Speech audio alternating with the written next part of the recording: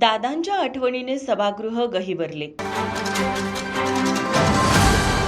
विधिमंडळाचे अर्थसंकल्पीय अधिवेशन आज सुरू झाले असून दिवंगत उपमुख्यमंत्री व अर्थमंत्री अजितदादा पवार यांच्या आठवणीने सभागृह गहिवरले. या सभागृहामध्ये महाराष्ट्राचे उपमुख्यमंत्री स्वर्गीय अजितदादा पवार यांना आदरांजली व्यक्त करत असताना महाराष्ट्रातील नेत्यांना अश्रू अनावर झाले. दादा असते तर या अर्थसंकल्पीय अधिवेशनात दादांनी आपल्यासोबत या सभागृहात अर्थसंकल्पीय भाषण तसेच राजकीय विषयांवर चर्चा, टीका, टिप्पणी, मिश्किल टोमणे अशा त्यांच्या शैलीत हे सभागृह गाजवले असते. मात्र त्यांच्या जाण्याने या सभागृहात त्यांची उणीव भासत आहे.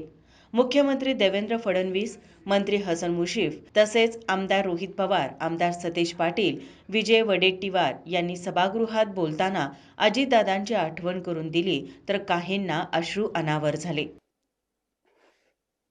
मी नुसतं म्हणायचो हो करतो, पण मी त्यांना शब्द देतो की माझी हेअरस्टाईल मी अशीच ठेवेल, शारीरिक वजन कमी करेल, राजकीय वाढवेल, पण एक गोष्ट मात्र खरी, ते मला म्हणायचे वरचं बटन वरपर्यंत लावत जा, पण काकांना एक सांगायचं 40-50 वर्षानंतर मी तेव्हा तुम्हाला भेटेल, तोपर्यंत मी बटन असंच उघडे ठेवणार, त्यावेळेस मात्र तुम्हाला भेटल्यानंतर हे बटन मी त्या ठिकाणी लावेल, कारण शेवटी हे बटन असं ठेवल्यानंतर तुमची आठवण त्या ठिकाणी मला नक्कीच त्या ठिकाणी येईल.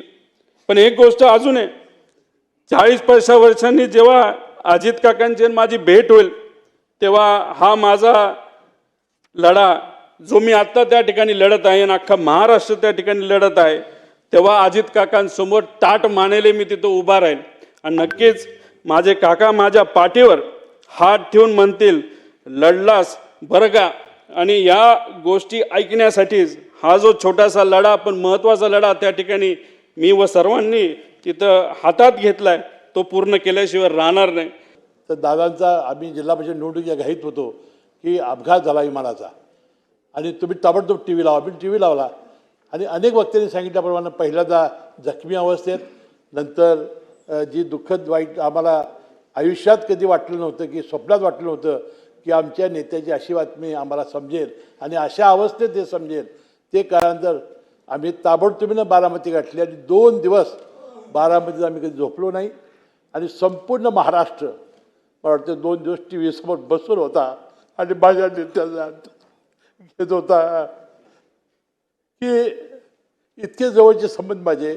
1999 साली मी निवडून आलो, 2 महिन्यात मला त्यांनी मंत्री केलं, 2-3 महिन्यात. त्या 2 मंत्री होते जिल्ह्याच्या आमच्या, बाबासाहेब कुपेकर आणि दिग्विजय खानविलकर. मला 3रा मंत्री केला. 9 वेळा मंत्रिपदाची शपथ घेतली. दादा म्हणायचे की माझी शपथ झाली की साहेब तुमची शपथ होणारच. 9 वेळा, 6 वेळा मी निवडून आलो. 1999 साली पर्यंतपासून 9 वेळा मी मंत्री झालो. यावेळा ते मला सोडून गेले. मी त्यांच्या मुठ्यात मला शांती अर्पण करतो.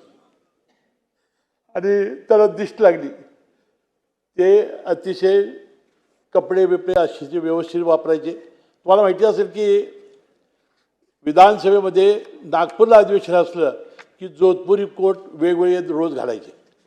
इथं हिवाळी अधिवेशन असलं की रोज जॅकेट नवीन आणि उन्हाळ्याच्या वेळेला फक्त पांढरा झब्बा, असे 3 विधानसभेचे त्यांचे ड्रेस असायचे. रोज ते कपडे बदलून व्यवस्थित यायचे. टापटीप असायची, गॉगल घालायचे.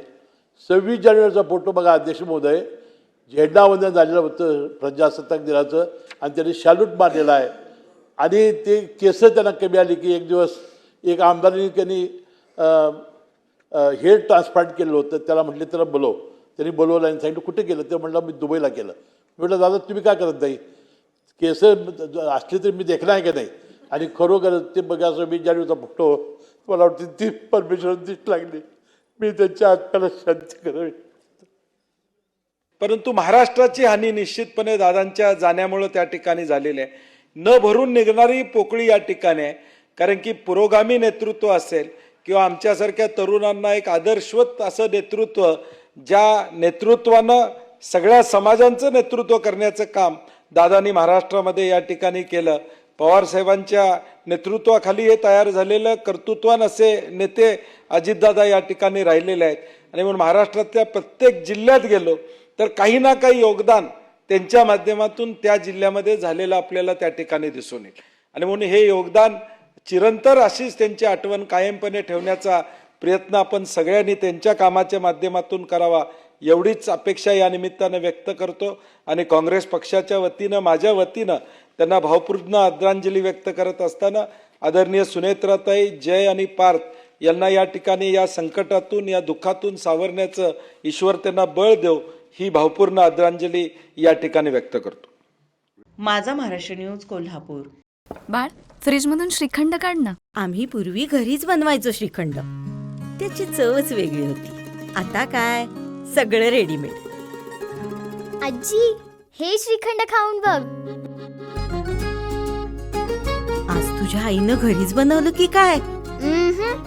हे आहे गोकुळचं श्रीखंड. अगदी जिभेवर रेंगाळणार. जिभेवरच नाही तर मनावरही रेंगाळणार. गोकुळ श्रीखंड, मनावर रेंगाळणार. ताज्या घडामोडी पाहण्यासाठी माझा महाराष्ट्र न्यूजला आजच सबस्क्राईब करा.